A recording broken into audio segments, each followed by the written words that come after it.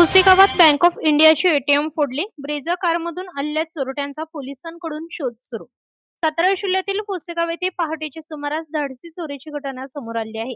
Pusegaon police station हद्दीतील दहिवडी रोडवरील bank of इंडियाच्या एटीएमवर अज्ञात चोरट्यांनी हल्ला करून एटीएम फोडल्याची घटना घडलेली आहे. प्राथमिक माहितीनुसार ही घटना पहाटे सुमारे 4:13 ते 4:28 या कालावधीत घडली. एटीएम मधून किती रक्कम चोरीला गेली किंवा कॅश सुरक्षित आहे का याबाबत अद्याप अधिकृत माहिती समोर आली नाही. बँकेचे अधिकारी घटनास्थळी दाखल झाल्यानंतर याबाबत स्पष्टता येणार आहे.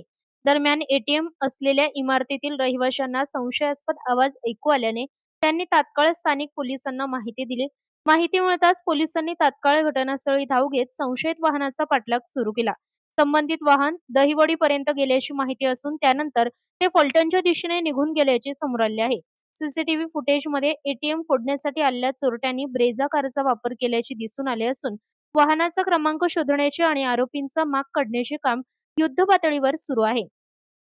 तसेच नियंत्रण कक्षाला माहिती देऊन लगतच्या पोलीस ठाण्यांसह जिल्हाभर नाकाबंदी करण्यात आली असून पुढील तपास देखील सुरू आहे.